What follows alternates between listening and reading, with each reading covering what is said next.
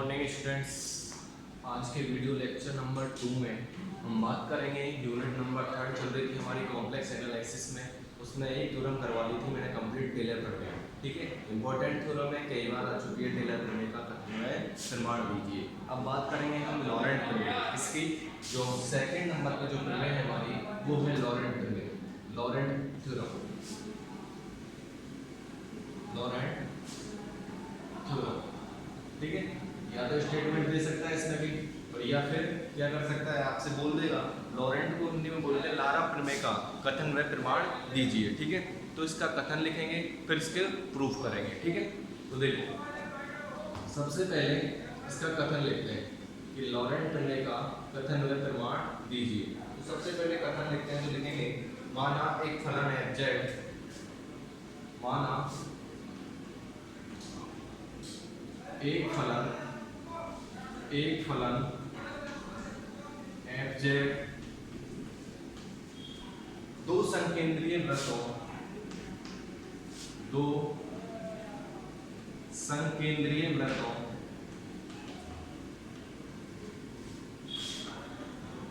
C1, दो संकेंद्रीय वृत्तों C1 तथा C2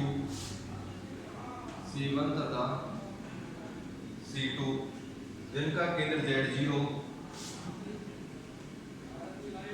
जिनका केंद्र Z0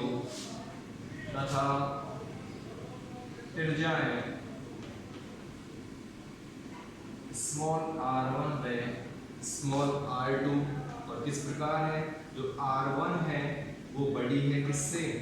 r2 से। ठीक है, r1 बड़ी है r2 से परिबद्ध समृद्ध वलय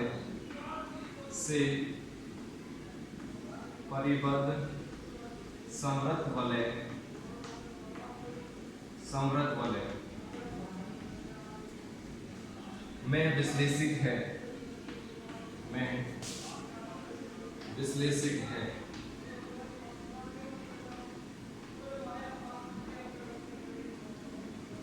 यदि z इस वलयिका का कोई बिंदु हो तो, यदि z इस वलयिका का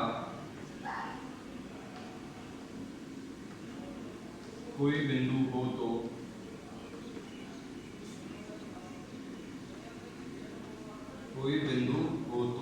हमें फलन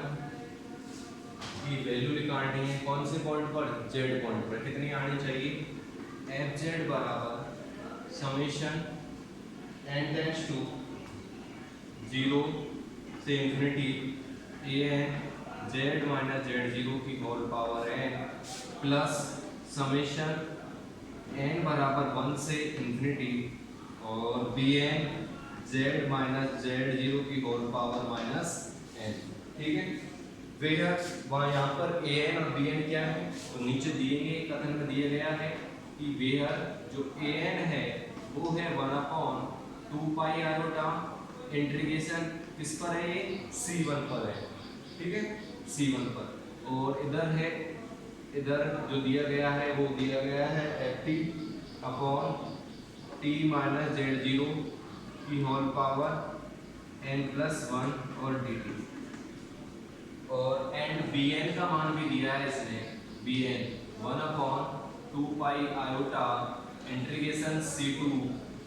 ft/t माइनस z0 की होल पावर -n+1 और dt। ठीक है, ये हमें क्या करना है भाई, प्रूफ करना है। लॉरेंट थ्योरम का कथन में प्रमाण दीजिए, ऐसे आ सकती है, या फिर आपको क्या दे सकता है, ये कथन दे सकता है। ठीक है, तो आपको प्रूफ कैसे करना है, प्रूफ करने से पहले इसके कथन को समझेंगे। तो इसको कथन क्या कहता है, तो देखो प्रूफ करने से पहले इसके कथन को देखेंगे। इसका कथन क्या कह रहा है कि माना एक फलन है fz दो संकेंद्रीय वृत्तों, संकेंद्रीय वृत्त का क्या मतलब है, यहाँ पर संकेंद्रीय वृत्त का मतलब है कि ऐसे वृत्त जिनका केंद्र तो क्या हो, सेम हो, लेकिन जो रेडियस है वो क्या हो, डिफरेंट हो। यहाँ पर दो सर्किल दिए हुए हैं C1 व C2, जिनका केंद्र तो क्या है, सेम है Z0, लेकिन जो रेडियस है उनकी R1 व R2 वो अलग अलग है। और किस प्रकार है कि जो C1 केंद्र की जो रेडियस है R1 वो बड़ी है C2 केंद्र की जो रेडियस है R2 उससे, ठीक है, से परिबद्ध समृद्ध वलय में दोनों के दोनों सेंटर, दोनों के दोनों सर्किलों से क्या बन रही है, एक परिबद्ध वलय बन रही है, ठीक है, एक बंद वलय बन रही है। उस वलय में फलन क्या दिया हुआ है भाई, विश्लेषित दिया हुआ है, ठीक है। पहले इतना करते हैं कि ये क्या कह रहा है, उसका डायग्राम बनाते हैं और डायग्राम के द्वारा इसको समझेंगे। दो वृत्त दिए हुए हैं जिनका केंद्र क्या है, Z0 है, ठीक है, और रेडियस अलग अलग है, यानी कि उसको क्या कहते हैं, हम संकेंद्रीय वृत्त कहते हैं। क्या कहते हैं, संकेंद्रीय वृत्त कहते हैं। तो पहले इसको बनाएंगे, ठीक है, और एक इसके अंदर दिया हुआ है, इसका केंद्र तो क्या है भाई, Z0 है दोनों का। और जो फर्स्ट वाली है, फर्स्ट वाला सर्किल, ये फर्स्ट वाला सर्किल C1 मान लेता हूँ, ये C2 है, दोनों की डायरेक्शन एंटी क्लॉकवाइज, ठीक है। इसकी जो रेडियस है वो तो है R1, और जो इस वाले की है, इस वाले की C2 की वो है R2, ठीक है, R2। इन दोनों के दोनों सर्किलों से एक वलय का निर्माण हो रहा है। कौन सी वलय, ये वाली वलय, ठीक है, ये वाला जो एरिया दिख रहा है बीच वाला, इस वलय में फंक्शन क्या है, एनालिटिक फंक्शन दिया हुआ है। कैसा दिया हुआ है, विश्लेषिक दिया हुआ है। तब कह रहा है कि यदि z इस वलय का कोई पॉइंट हो तो हमें इस पॉइंट पर फलन की वैल्यू ये आनी चाहिए।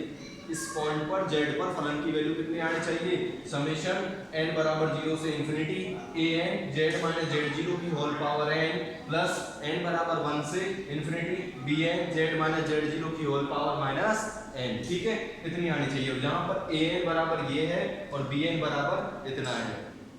तो हमें क्या दिया गया था, उसमें डायग्राम के अनुसार हमने बना लिया है ये। अब ये कह रहा है कि z इस वलय का कोई पॉइंट है, भाई मैंने z इस वलय का कोई पॉइंट मान लिया, ठीक है। अब इतना दिया गया है, उतना लिखते हैं पहले क्या दिया गया है और क्या नहीं दिया गया है, ठीक है। तो लिखेंगे माना दो संकेंद्रीय वृत्तों, प्रूफ कैसे करेंगे इसका भी बताऊंगा। माना दो संकेंद्रीय वृत्तों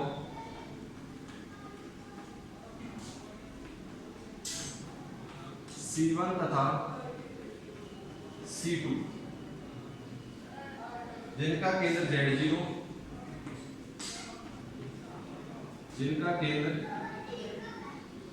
Z0 तथा त्रिज्या है R1 व R2 है, से परिबद्ध वलय में फलन विश्लेषिक है। ये लिखा है जो मैंने अभी आपको बताया, केवल कोई लैंग्वेज लिखे जो मैंने अभी आपको बताई थी। अब विश्लेषिक है तो मैं अगर मैं इस C1 वृत्त की और C2 वृत्त की इक्वेशन लिखना चाहूं तो क्या बनेगी इक्वेशन इसकी, मैंने वहां टेलर प्रमेय में भी लिखवाया था। वहां पर एक वृत्त था तो एक वृत्त की मैंने इक्वेशन लिखी थी, क्या लिखी थी, और वहां पर मैंने बोला था कि जो Z पॉइंट है वो C के अंदर था, इसलिए Z पॉइंट वहां पर एक कांस्टेंट की तरह काम कर रहा था। और यहाँ पर भी क्या दिया हुआ है, Z पॉइंट इस परिबद्ध वलय में दिया हुआ है, तो ये Z पॉइंट भी यहाँ पर किसके काम करेगा, एक कांस्टेंट की तरह काम करेगा। तो यहाँ पर एक अलग से वेरिएबल मानना पड़ेगा। मैंने एक वेरिएबल मान लिया, क्या है, T है। क्या है भाई, एक वेरिएबल T मान लिया है। क्या मान लिया है, T वेरिएबल मान लिया, ठीक है, दोनों के दोनों सेंटर से। इस सेंटर पे T मान लिया, इसलिए भी T, ठीक है। तो T मैंने अगर इस पे वेरिएबल माना है कि बाउंड्री पर, तो फर्स्ट वाला जो सर्किल है, जो फर्स्ट वाला सर्किल है उसका इक्वेशन क्या होगा, हम किसी भी सर्किल की जो इक्वेशन लिखते हैं वो क्या लिखते हैं, z माइनस z0। जब फंक्शन में जो z वेरिएबल होता है तो हम यही लिखते हैं z माइनस z0 बराबर जो भी त्रिज्या होती है वो। अगर और यहाँ पर क्या है, वेरिएबल t है, क्या है, t है, तो क्या लिखेंगे, t माइनस z0 बराबर जो फंक्शन कितनी दी हुई है सर्किल की, जो रेडियस है वो कैपिटल R1 दी हुई है। तो लिखेंगे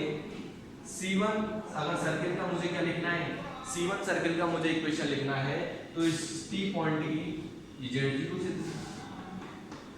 कितनी है, कैपिटल R1 है। एंड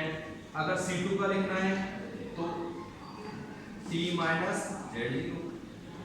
बराबर कितनी है R2 है। ठीक है, केवल और केवल क्या लिखे हैं मैंने, इन वृत्तों के समीकरण लिखे हैं, C1 और C2 वृत्त के समीकरण लिखे। अब ये खुद कह रहा है कि Z पॉइंट इस वलिका का कोई पॉइंट है, Z इस वलिका का कोई पॉइंट है, तो मैंने Z की इस वलिका में कोई पॉइंट मान लिया और अपनी तरफ से मैं Z की Z0 बिंदु से दूरी जो केंद्र है इससे दूरी मान रहा हूं स्मॉल r, क्या मानिए स्मॉल r। ठीक है, अब ये स्मॉल r दूरी कैपिटल R1 से छोटी होगी क्योंकि कैपिटल R1 यहां तक है, लेकिन R2 से तो बड़ी होगी, R2 से बड़ी होगी। वही सेम कंसेप्ट रहेगा जो टेलर प्रमेय का था। ठीक है, तो लिखेंगे माना Z इस वलिका का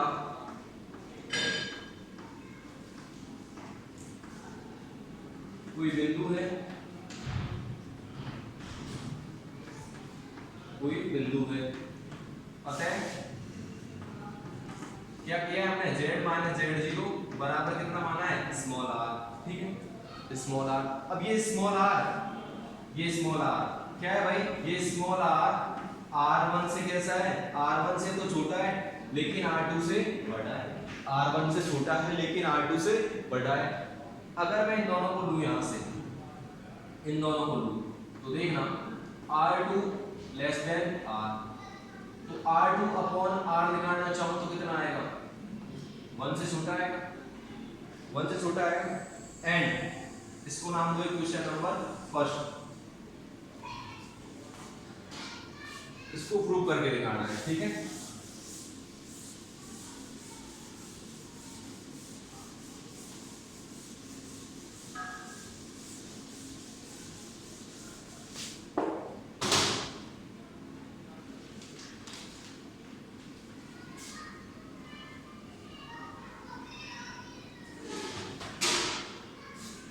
इन दोनों को लिया, अब मैं इन दोनों को ले रहा हूं, r small r less than है R1 से, small r less than R1। तो अगर मैं small r upon capital R1 निकालना चाहूं तो ये 1 से छोटा आएगा, इसको नाम देंगे इक्वेशन नंबर 2, इसको नाम देंगे इक्वेशन नंबर 2। अब देखना यहां पर एक थ्योरम करवाई थी, वो थ्योरम का स्टेटमेंट काम में आएगा। करवाई थी जब चैप्टर नंबर 8 शुरू किया था, तो चैप्टर नंबर 8 की शायद दूसरी या तीसरी थ्योरम थी। क्या थ्योरम थी देखना, थ्योरम ये थी कि अगर कोई फंक्शन सर्किल C1 और सर्किल C2 यानी वृत्त C1 और वृत्त C2 से परिबद्ध वलय में कैसा हो, विश्लेषिक हो,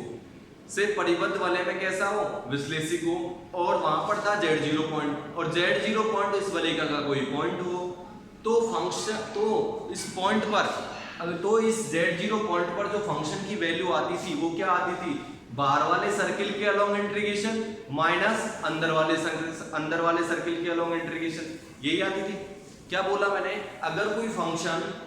फंक्शन C1 सर्किल और C2 सर्किल से परिबद्ध वलय में कैसा हो, विश्लेषिक हो, और उस वलय में कोई Z0 पॉइंट स्थित हो, तो उस Z0 पॉइंट पर जो फंक्शन की वैल्यू आएगी वो बाहर वाले सर्किल के अलोंग इंटीग्रेशन माइनस अंदर वाले सर्किल के अलोंग इंटीग्रेशन लिखी जाएगी। ठीक है, ये मैंने थ्योरम करवाई थी, तो ये थ्योरम को मैं यहाँ पर भी लिख ले रहा हूँ। तो देखना यहाँ पर सर्किल है C1 और सर्किल है C2, इन दोनों से परिबद्ध वलय कौन सी है भाई, ये वाली है। इस वाली परिबद्ध वलय में वहां पर Z0 पॉइंट था, यहाँ पर पॉइंट है Z।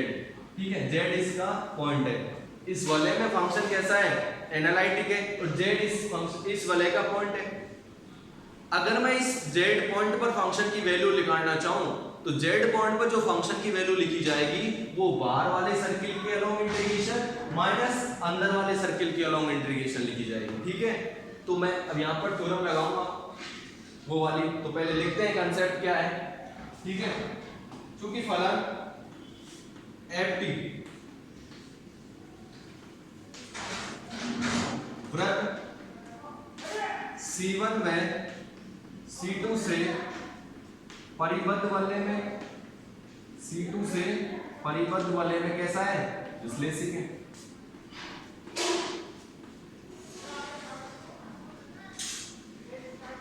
विश्लेषिक है तथा Z इस वलयिका का कोई बिंदु है, z इस वलयिका का कोई बिंदु है, z इस वलयिका का कोई बिंदु है, तब अगर मैं इस z पॉइंट पर फंक्शन की वैल्यू लिखूं तो इस z पॉइंट पर जो फंक्शन की वैल्यू आएगी वो बाहर वाले सर्किल के अलोंग इंटीग्रेशन माइनस अंदर वाले सर्किल के अलोंग इंटीग्रेशन आएगी। तो मैं 1/2 पाई आयोटा इंटीग्रेशन, बाहर वाला सर्किल कौन सा है, C1 है, C1, और फंक्शन कौन सा लिया है हमने, ft अपॉन यहाँ पर कितना आएगा, यहाँ पर जो वेरिएबल होता है वो यहाँ पर भी वही वेरिएबल आता है, तो t माइनस z0 और dt माइनस अंदर वाले सर्किल के अलोंग इंटीग्रेशन, तो 1/2 पाई आयोटा इंटीग्रेशन, अब की बार कौन सा अंदर वाला सर्किल कौन सा, C2, और ft upon t minus z0 और dt, ठीक है, t minus z0 upon dt। अब देखना जब z0 पॉइंट होता था तो z0 पॉइंट आता था यहाँ पर, ठीक है, लेकिन यहाँ पर पॉइंट कौन सा है हमारा, z है, कौन सा पॉइंट है, z है, तो यहाँ से क्या हो जाएगा, z0 पॉइंट हट जाएगा, केवल z पॉइंट रहेगा। मैंने बताया था जब z0 पॉइंट होता है वलयिका में तो यहाँ पर z0 आता है। अब पॉइंट कौन सा है हमारा, z पॉइंट है वलयिका के अंदर, ठीक है, तो कौन सा पॉइंट आएगा, z पॉइंट आएगा, ठीक है। कंसेप्ट क्या बताया है, मैं दोबारा बता रहा हूँ कि फलन जो ft है, ft वो इस वलय में C1 और C2 से परिबद्ध वलय में कैसा है, इसमें विश्लेषिक है, एंड जो z पॉइंट है वो इस वलय में कैसे पॉइंट इस वलय में स्थित है। जब z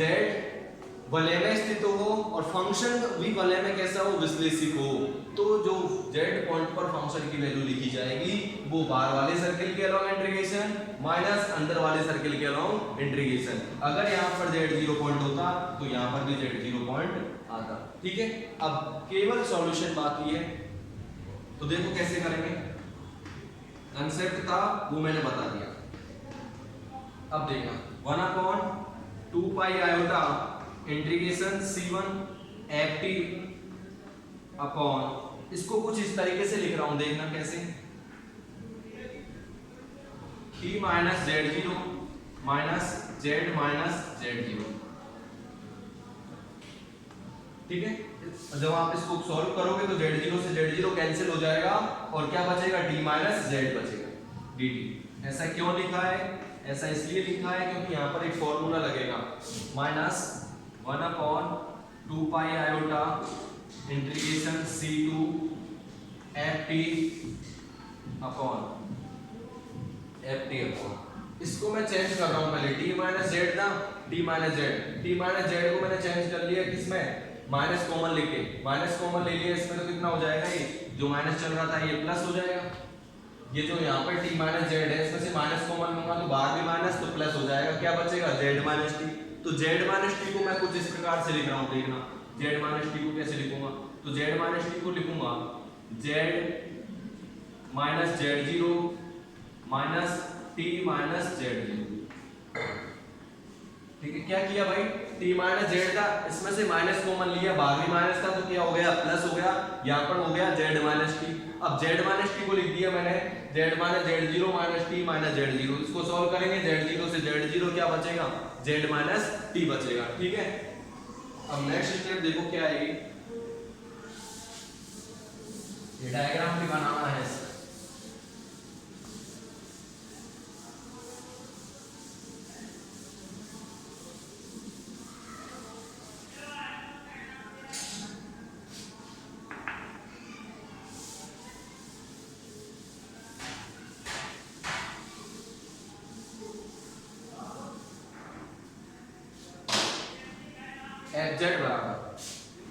fz बराबर 1/2 पाई आयोटा 1/2 पाई iota integration C1 ft upon इस फर्स्ट वाले में से मैं कॉमन ले रहा हूँ t माइनस z0, क्या ले कॉमन ले रहा हूँ, t minus z0, t minus z0, अंदर कितना बचेगा, इसकी जगह पर तो 1 बचेगा, 1 माइनस,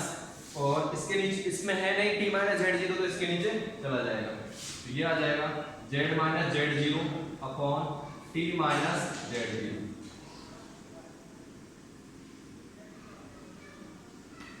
और टी टी प्लस इसी प्रकार इसमें देखो सेकंड वाले में C2 वाले में इसमें से कॉमन ले रहा हूं मैं जेड माइनस जेड जीरो, तो ये आएगा 1/2 पाई iota integration C2 FT upon Z minus Z zero मैंने क्या ले लिया इसमें से कॉमन ले लिया, क्या बचेगा यहाँ पर तो बनाएगा 1 minus T minus Z zero upon कितना आएगा जेड माइनस जेड जीरो आएगा, क्योंकि इसमें क्या कॉमन आया है Z zero, Z minus Z zero common आ रहा है और ऊपर क्या लगेगा डी टी। क्योंकि एक फॉर्मूला मैंने बताया था आपको, क्या फॉर्मूला बताया था, एक फॉर्मूला बताया था मैंने, कौन सा फॉर्मूले बताने से पहले इसको थोड़ा और लिख लेते हैं। एफ जेड बराबर 1/2 पाई iota integration C1 FT upon T minus Z zero, इसको ऊपर ले जा रहा हूं भाई, ये ऊपर जाएगा तो क्या हो जाएगा पावर किस में हो जाएगी माइनस में हो जाएगी, ये ऊपर जाएगा तो पावर किस में माइनस में, तो 1 minus Z minus Z zero upon T minus Z zero की होल पावर कितनी -1 प्लस इसी प्रकार इसमें कर रहा हूं, इसको कहां ले जा रहा हूं ऊपर लेके जा रहा हूं, तो ये इसकी भी पावर कितनी हो जाएगी -1 हो जाएगी, तो 1/2 पाई iota integration C2 FT upon Z minus Z zero 1 minus Z minus Z zero T minus Z zero upon Z minus Z zero की होल पावर कितनी -1, ठीक है। जो नीचे था कोष्टक इसको क्या किया मैंने ऊपर लेके गया। अब यहाँ पर एक फॉर्मूला काम करेगा, फॉर्मूला कौन सा रहेगा देखो,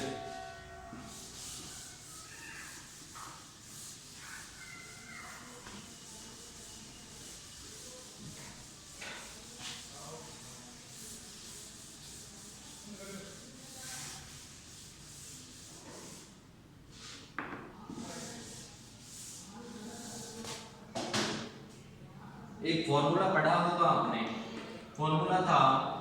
1 माइनस अल्फा की पावर -1। क्या होता है ये मैंने बताया था जब टेलर प्रमेय करवाई थी तब भी, ये होता है 1 प्लस अल्फा का स्क्वायर प्लस चलता हुआ जाता है और अल्फा -1 अल्फा की पावर कितनी अल्फा n-1 प्लस अल्फा की power n upon 1 minus alpha. ये क्या होता है फॉर्मूला होता है किसका 1 माइनस अल्फा की होल पावर -1 का, क्या होता है 1 प्लस अल्फा स्क्वायर और अल्फा की पावर n-1 प्लस अल्फा की power n upon 1 minus alpha, ठीक है। अब मैं इस फॉर्मूले को इस वाली टर्म में यूज करूंगा और इस वाली टर्म में यूज करूंगा, कैसे यूज करूंगा देखना, 1 माइनस इसको क्या मान लूंगा पूरे को अल्फा मान लूंगा, तो क्या बन रहा है यहाँ पर 1 माइनस अल्फा की पावर -1, ठीक है। इसी प्रकार इसमें भी यूज करूंगा 1 माइनस अल्फा की पावर -1, दोनों में इस फॉर्मूले को लगाऊंगा तो देखना क्या बनेगा,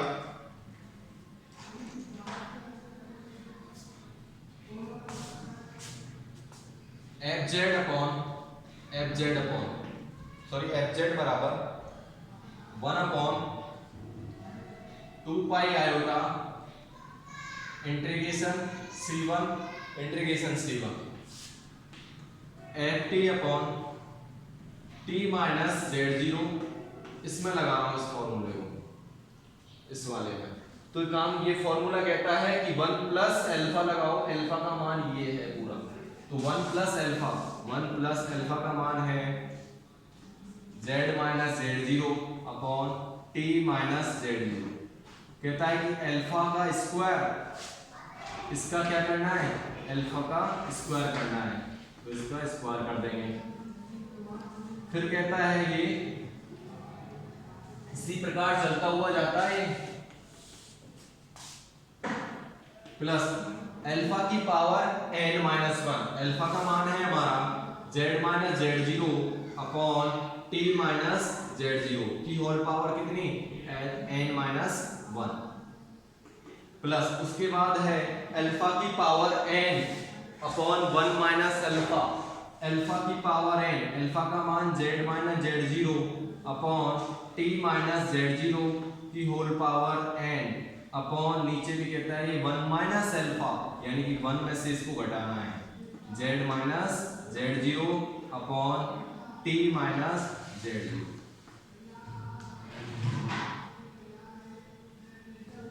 ठीक है, ये हुआ कंप्लीट। अभी हमने ये फर्स्ट वाले C1 वाले में लगाया है ये फॉर्मूला, इसी प्रकार इसमें भी लगाना है C2 वाले में। तो टर्म क्या बनेगी, प्लस प्लस करके लिख रहा हूं उसको, plus 1 upon 2 pi iota 1 upon 2 pi iota integration C2 FT upon Z minus Z0 लगाओ फॉर्मूला। और इसमें क्या है, dt भी चल रहा है, जो चल रहा है इसमें dt भी चल रहा है। इसमें फॉर्मूला लगाना है इस वाले में, तो लगाना है तो क्या बनेगा 1 प्लस अल्फा, अल्फा का मान है इसमें अब की बार z माइनस z0 नहीं है, t माइनस z0 है ऊपर, ठीक है, t माइनस z0 और नीचे रहेगा z minus z0 plus alpha का स्क्वायर यानी कि t minus z0 upon z minus z0 का स्क्वायर प्लस ऐसे चलता हुआ जाएगा और जो n माइनस 1 भी टर्म आएगी वो क्या आएगी, इसकी होल पावर कितनी n माइनस 1, तो t माइनस z0 और z माइनस z0 की whole power n minus 1 plus जो लास्ट वाली टर्म आएगी कहता है अल्फा की power n upon 1 minus alpha, alpha कितना t minus z0 upon z minus z0 की पावर n और नीचे कितना आएगा 1 माइनस अल्फा यानी t minus z0 upon z minus z0 और क्या चल रहा है साथ में dt।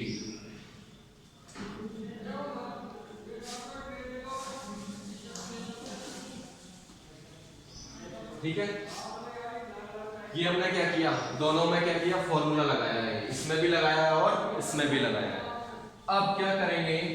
अब इस वाले जो बाहर वाला चल रहा है ये 1/2 पाई iota integration C1 FT upon t minus z0, इसका मल्टीप्लाई करते जाएंगे अंदर, इसका मल्टीप्लाई इसके साथ भी करेंगे, इसके साथ भी करेंगे, इसके साथ भी करेंगे, सबके साथ इसका मल्टीप्लाई करेंगे, इसी प्रकार इसमें भी करेंगे, इसका मल्टीप्लाई इन दोनों में करेंगे। ठीक है, तो देखो कितना आएगा,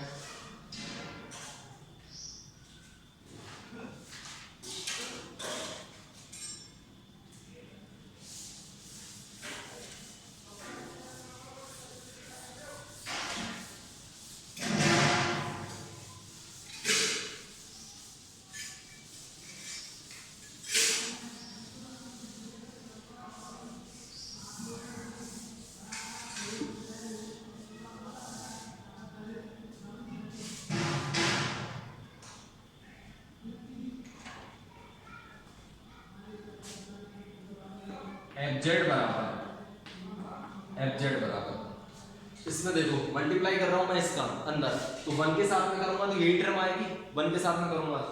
तो ये आएगा 1/2 पाई iota integration C1 FT upon t minus z0 और बाहर क्या है dt। ठीक है, इसके साथ में करूंगा तो ध्यान से देखना, इसके साथ में करूंगा, इसका करूंगा नीचे t माइनस z0 और इसमें भी t minus z0, t minus z0 का क्या हो जाएगा, स्क्वायर हो जाएगा, लेकिन ऊपर z माइनस z0 ये तो कांस्टेंट का काम कर रहा है, इसमें t है ही नहीं, तो ये क्या हो जाएगा, इंटीग्रेशन से बाहर आ जाएगा, इंटीग्रेशन से बाहर आएगा तो कितना होगा, plus z minus z0 upon 2 pi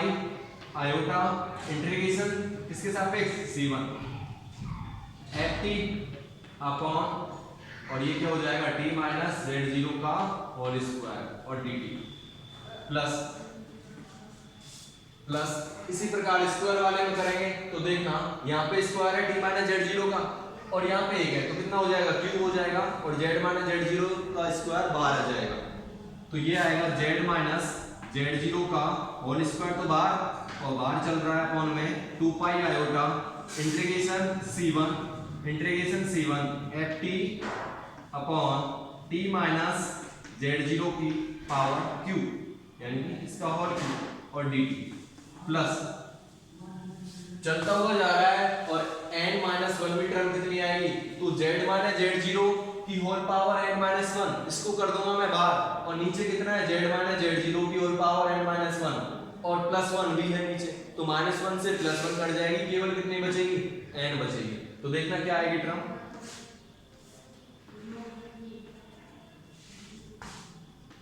plus z minus z0 की whole power n-1 upon 2 pi iota integration C1 ft upon t minus z0 की होल पावर कितनी आएगी, 10 आएगी, प्लस नेक्स्ट टर्म क्या है, नेक्स्ट टर्म ये है। इसको जब सॉल्व करेंगे तो ध्यान से देखना, इसको सॉल्व करेंगे, मैं नीचे करके बता देता हूँ पहले सॉल्व इसको। ऊपर क्या है भाई, z माइनस z0 की होल पावर कितनी है, स्मॉल है, t माइनस z0 की भी कितनी है, स्मॉल है, और जब नीचे वाले को सॉल्व करेंगे एलसीएम लेके, तो एलसीएम कितना आएगा इसमें, t माइनस z0 आएगा एलसीएम, ये इधर पहुंचेगा t माइनस z0, और इधर वाली टर्म है माइनस z प्लस का z0, z0 से z0 कैंसिल हो जाएगा, जब ये वाली नीचे वाली टर्म ऊपर जाएगी तो नीचे वाली ऊपर हो जाएगी और ये वाली नीचे आ जाएगी, तो ये ऊपर पहुंचेगी, plus t minus z0 upon ये t माइनस z बचेगा, ये नीचे आ जाएगा, ठीक है। अब देखो भाई, ये वाली टर्म आएगी पूरी की पूरी, z माइनस z0 की होल पावर है अपॉन t माइनस z0 की होल पावर है, मल्टीप्लाई में रहेगा t minus z0 upon t minus z, इतना आएगा। जब आप मल्टीप्लाई करोगे किसका, 1/2 पाई iota integration c ft upon t minus z0 का, t माइनस z0 का मल्टीप्लाई नीचे t माइनस z0 और इसमें है ऊपर, तो इससे ये क्या हो जाएगा, कैंसिल हो जाएगा, और कितना बचेगा इंटीग्रेशन के अंदर, तो ये आएगा पूरा, और इसको क्या कर देंगे, बाहर कर देंगे, क्या कर देंगे, इसको बाहर कर देंगे, तो पूरी की पूरी टर्म कितनी आएगी देखना, केवल कैलकुलेशन है और कुछ भी नहीं है, कैलकुलेशन तो कर ही सकते हो, तो z माइनस z0 की होल पावर स्मॉल है upon 2 pi iota integration C1 ft upon नीचे बचेगा z माइनस z0 की होल पावर है और t माइनस z और dt, ये बचेगा इस, ठीक है। तो मैंने इसके अंदर मल्टीप्लाई किया है किसका, ये वाली टर्म का, इसके अंदर मल्टीप्लाई किया है, तो ये कंप्लीट हुए। अब जो प्लस में जो संख्या चल रही है प्लस में, उसमें भी क्या करना है, इस वाली संख्या का इस पूरे में क्या करना है, मल्टीप्लाई करना है, करो भाई इसमें भी मल्टीप्लाई, प्लस 1/2 पाई आयोटा इंटीग्रेशन C2 वाले का, इस 1 में करेंगे तो यही आ जाएगा, इस 1 में करेंगे तो यही आ जाएगा, प्लस 1/2 पाई iota integration C2 ft upon z minus z0 और dt, प्लस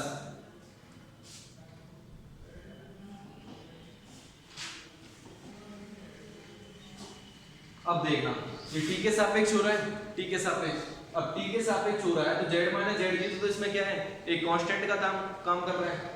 कांस्टेंट का काम कर रहा है, ये t के सापेक्ष हो रहा है इंटीग्रेशन, तो इसको बाहर होना चाहिए z माइनस z0 को, तो क्या करेंगे, z माइनस z0 को बाहर करेंगे,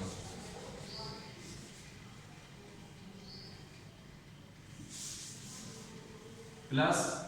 1/z माइनस z0 भी बाहर हो गया, और 1/2 पाई आयोटा तो चलिए रहा है बाहर, इंटीग्रेशन C2 ft अपॉन नीचे देखना, नीचे कुछ भी नहीं है इसमें, नीचे कुछ भी नहीं है, और सब में तो क्या करेगा, t माइनस z0 आ जाएगा नीचे माइनस में, तो मैं इसमें मान लेता हूँ 1 को लिख सकता हूँ कि कुछ भी नहीं है उसको, t माइनस z0 की होल पावर कितनी, -1 + 1 लिख सकता हूँ इसको, ध्यान से देखना इसमें कुछ भी नहीं है, तो मैंने अपनी तरफ से लिख लिया है t माइनस z0 की होल पावर -1 + 1, इसकी होल पावर 0, किसी की भी पावर 0 तो उसका मान 1 होता है, तो इसका मान कितना आ जाएगा, 1 आ जाएगा। ऐसा क्यों लिखा है, क्योंकि सम में क्या बनेगी, सम में फॉर्मूला बनाना है मेरे को, क्या बनाना है, फॉर्मूला बनाना है, इसलिए मैंने इसको लिखा है, प्लस इस वाली टर्म में आओ, तो देखना z माइनस जेड जीरो एक इसमें एक इसमें, तो स्क्वायर तो बाहर आ जाएगा, तो 1/z माइनस जेड जीरो का स्क्वायर तो बाहर आ जाएगा, और 1/2 पाई आयोटा इंटीग्रेशन c2 के सापेक्ष और ft अपॉन, इसमें क्या है भाई, z माइनस जेड जीरो की होल पावर 1 है, z माइनस जेड जीरो की होल पावर 1 है, तो इसको लिख सकता हूं क्या मैं, z माइनस जेड जीरो की होल पावर 1 को कुछ ऐसा 1 है, जब ये नीचे आएगा तो -1 होगी, जब ये नीचे आएगा तो इसकी होल पावर कितनी होगी, -1, तो -1 होगी, तो मैं -1 को लिख रहा हूं t माइनस जेड जीरो की होल पावर -2 प्लस का 1 लिख रहा हूं, क्या लिख रहा हूं, -2 प्लस 1 लिख रहा हूं, कितना आएगा सॉल्व करने पर, -1 ही देगा। इसी प्रकार मैं इसको कर रहा हूं थर्ड वाले में क्या है, देखना 1/2 जेड माइनस जेड जीरो बाहर चल रहा है, यहाँ पे स्क्वायर है जेड माइनस जेड जीरो का, तो बाहर आएगा तो क्या हो जाएगा, क्यूब हो जाएगा, 1/z माइनस जेड जीरो का होल क्यूब, और 1/2 पाई आयोटा, यही सीरीज चलती रहेगी, c2 ft अपॉन, इसमें क्या है भाई, z माइनस जेड जीरो का स्क्वायर है ऊपर, जब ये नीचे आएगा तो -2, और -2 को लिख सकता हूं मैं कुछ ऐसा, t minus Z zero -3 plus का 1 लिख सकता हूं इसको, ठीक है, dt प्लस ऐसे चलता हुआ जाएगा ये, और इसकी जो n-1 भी टर्म आएगी वो कितनी आएगी, तो देखना ऊपर दिख रहा हूं, इसमें जगह नहीं है,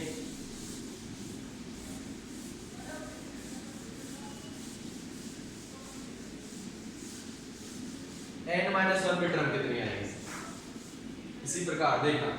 बाहर कितना चल रहा था, 1/z माइनस जेड जीरो, और यहाँ पर कितनी है, z माइनस जेड जीरो की होल पावर n-1 है, तो ये -1 से +1 कट जाएगी, केवल z माइनस जेड जीरो की होल पावर कितनी बचेगी, n बचेगी, और 1/2 पाई iota integration c2 ft upon, जब ये n minus t minus Z zero की होल पावर n-1 नीचे आएगा, तो जो संख्या प्लस की होती है वो माइनस की हो जाएगी, और जो संख्या माइनस की है वो प्लस की हो जाएगी, तो ये कितना हो जाएगा, -n प्लस +1 हो जाएगा, ये कितना हो जाएगा, -n प्लस 1 हो जाएगा, ठीक है, और dt प्लस, इसको सॉल्व करेंगे सेम टू सेम वैसा ही करेंगे जैसे इससे पहले वाली टर्म में किया था मैंने, तो कितना आएगा इसमें सॉल्व करने पर, देखना इसको सॉल्व करने पर आएगा 1/z माइनस जेड जीरो की होल पावर कितनी, की whole power n+1 integration c2 ft upon z minus Z zero की होल पावर कितनी, -n, और यहाँ पर एक अलग से टर्म आएगी z माइनस t और dt, z माइनस t और dt, ठीक है, ये टर्म बनेगी यहाँ पर z माइनस जेड जीरो, इसको सॉल्व करेंगे तब यही बनेगी, देखना t माइनस जेड जीरो की होल पावर है, और नीचे कितना, z माइनस जेड जीरो की होल पावर है, नीचे वाले को सॉल्व करके जब ऊपर पहुंचाएंगे तो ये देगा z माइनस जेड जीरो, यहाँ पर केवल n आएगा क्योंकि इससे कट जाएगा ये z माइनस जेड जीरो, ठीक है, ये हुआ हमारा कंप्लीट गुणा करके। अब देखना इसमें क्या करना है, इसको नाम दे रहा हूं मैं इक्वेशन नंबर 2 तक हो गया था, इक्वेशन नंबर 3 दिया इसको नाम। नाउ अब मैं an बराबर कुछ मान रहा हूं और bn बराबर कुछ मान रहा हूं। ऐसा क्यों कर रहा हूं, क्योंकि जो प्रूफ करना है उसमें क्या आ रहा है, an आ रहा है, और नेक्स्ट टर्म में जो समेशन वाली अगली टर्म है उसमें कितना आ रहा है, bn आ रहा है, ठीक है। तो मैं an बराबर कुछ मान रहा हूं और an की वैल्यू है 1/2 पाई आयोटा इंटीग्रेशन c1, an काम करेगा c1 पर और bn काम करेगा c2 पर, ठीक है, ft upon t minus z0 की होल पावर n+1 और dt। इसको क्या माना मैंने, an माना। जहां पर भी ये वैल्यू होगी वो an की होगी, ठीक है। अगर यहाँ पर कितना है, स्क्वायर है, तो यहाँ पर अगर पूरी की पावर कितनी है 2 है, तो ये किसकी वैल्यू हो जाएगी, a1 की वैल्यू हो जाएगी। जितनी यहाँ पर ज्यादा है, अगर यहाँ पर n+1 है तो इससे कम वैल्यू ये होगी an की, ठीक है।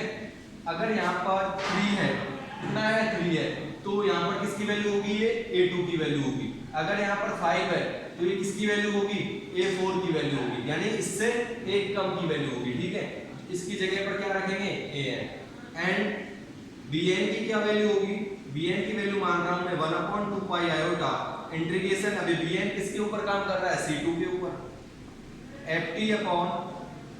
t माइनस z0 की होल पावर कितनी मान रहा हूं उसमें, n+1। क्यों मान रहा हूं, क्योंकि सारे टर्म इसमें किसमें आ रहे हैं भाई, n+1 के रूप में आ रहे हैं, माइनस n+1 के रूप में, ठीक है। इसको नाम दे रहा हूं मैं इक्वेशन नंबर 4 और इसको नाम दे रहा हूं मैं इक्वेशन नंबर 5, ठीक है। अब क्या करेंगे, इक्वेशन नंबर 4 और 5 का यूज करेंगे इक्वेशन नंबर 3 में, जहां पर भी फॉर्मूले बन रहे होंगे उसकी जगह पर an bn रखेंगे, ठीक है। तो अब इससे आगे का जो लेक्चर है, इससे आगे की जो अभी थ्योरम कंप्लीट नहीं हुई है, थ्योरम कंप्लीट नहीं हुई है, ये थ्योरम को अगले लेक्चर में कंप्लीट करेंगे, ठीक है। तो इसके आगे का होगा वो लेक्चर नंबर 3 में होगा। Thank you very much.